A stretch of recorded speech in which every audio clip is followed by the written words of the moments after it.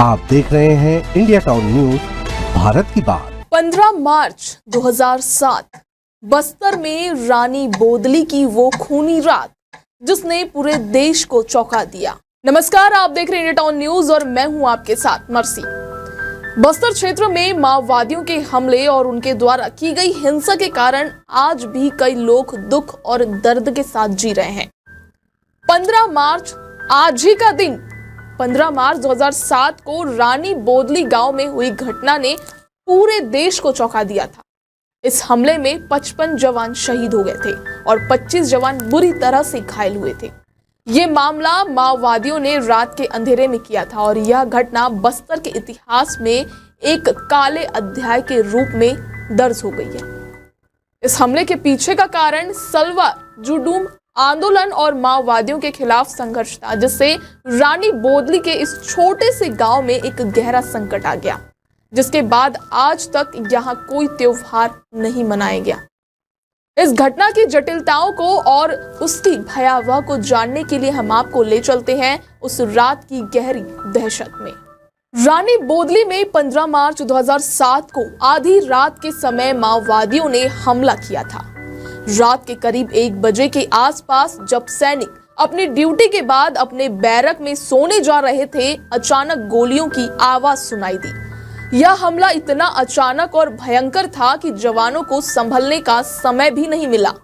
माओवादी पेट्रोल बमों से हमला कर रहे थे, जिससे पूरी कैंप में आग लग गई और अफरा तफरी का माहौल बन गया। माओवादियों ने चारों ओर से कैंप को घेर लिया था और जवानों के पास हथियारों की कमी थी, जिसके कारण उनका मुकाबला करना मुश्किल हो गया। रानी बोदली हमले में शहीद हुए जवानों ने अपनी वीरता और साहस का परिचय दिया। बहुत से जवानों ने हथियारों की कमी के बावजूद मोर्चा लिया और जवाबी फायरिंग की, लेकिन वे नक्सलियों की भारी गोलीबारी के सामने टिक नहीं सके। एक घायल जवान पोट्टी तोड़ सामने बताया कि कैसे वह बाउंड्री फांद कर भागने की कोशिश कर रहा था, लेकिन गोली लग गई और वह केले के पेड़ के नीचे छिप गया। वहां उसे पता चला कि उसकी पेट में गोली लगी है। उसी समय उसके जख्मों पर चींटियां तक लगने लगी थी। यह उन जवानों की वीरता और साहस का परिचायक था जिन्होंने इस हमले में अपनी जान गंवाई।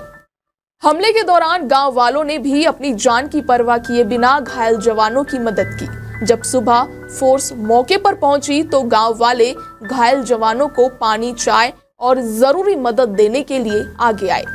कई घायल जवानों को गांव वालों ने एम्बुलेंस और हेलीकॉप्टर तक पहुंचाने में सहायता की। यह दृश्य दिल को छू लेने वाला था, क्योंकि जवानों के जख्मों को देखकर गांव वालों का दिल पसीज गया था। गांव वालों ने अपनी जान को जोखिम में डालते हुए जवानों की मदद की और यह उनके नक्सलियों के खिलाफ संघर्ष में उनका समर्थन भी था। रानी बोदली गांव में हुए हमले के बाद गांव वालों के जीवन में एक गहरी उदासी और शोक का माहौल था। इस हमले के बाद गांव वालों ने 3 सालों तक होली का त्योहार नहीं मनाया। हमले की भयावहता और शहीद हुए जवानों के परिवारों का गम इतनी गहरी चोट थी कि यह दर्द उनके दिलों से कभी नहीं जा सकता। गांव के एक ग्रामीण ने बताया कि हम पूरी रात गोलियों और बमों के धमाकों के बीच अपने घरों में छिपे रहे और बोतल से बम की तरह फेंकी जा रही चीजों की आवाजें सुनते रहे। रानी बोदली कैंप में उस रात बड़ी संख्या में जवान मौजूद थे। यह कैंप CAF यानी केंद्रीय आरक्षित पुलिस बल के जवानों और SPO यानी विशेष पुलिस अधिकारी के लिए था। इसके अलावा कैंप में एक बालिका आश्रम भी संचालित हो रहा था, जिसमें आश्रम की अधीक्षिका और बच्चे मौजूद थे।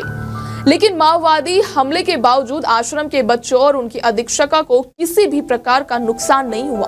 अगले दिन जब फोर्स पहुंची तो बच्चों को सुरक्षित बाहर निकाला गया। रानी बोदली का हमला केवल एक सैन्य ऑपरेशन का हिस्सा नहीं था, बल्कि यह नक्सलियों द्वारा किए गए क्रूर अत्याचारों का प्रतीक था। नक्सलियों ने न केवल जवानों की हत्या की, बल्कि उनके हथियार भी लूट कर फरार हो गए। इस हमले के बाद कैंप में स्थित सरकारी भवन भी आग में जलकर खाक हो गया। आग इतनी भयावह थी कि 3 दिनों तक यह जलती रही। इस हमले ने जवानों के परिवारों को भी तोड़ा और उनके परिवारों के लिए यह एक बेमिट दुख था। रानी बोदली की घटना बस्तर के इतिहास में हमेशा एक दर्दनाक और भयावह याद के रूप में रहेगी। यह घटना हमारे जवानों की शहादत और उनके संघर्ष का प्रतीक है। बस्तर में माओवादियों के खात्मे के लिए कई वीर जवानों ने अपने प्राणों की आहुति दी और यह कहानी उन शहीदों की वीरता और उनके बलिदान को कभी ना भूलने की याद दिलाती है। साथ ही यह भी दिखाता है कि जब समुदाय और जवान एक दूसरे के साथ खड़े होते हैं तो वो किसी भी चुनौती का सामना कर सकते हैं, भले ही वह कितना ही कठिन क्यों ना हो। फिलहाल आज के सेगमेंट में इतना ही। कल फिर होगी मुलाकात एक नए विषय के साथ। तब तक के लिए मुझे दीजिए इजाजत और आप देखते रहिए इंडिया टाउन न्यूज, भारत की बात। आप देख रहे हैं इंडिया टाउन न्यूज, भारत की बात।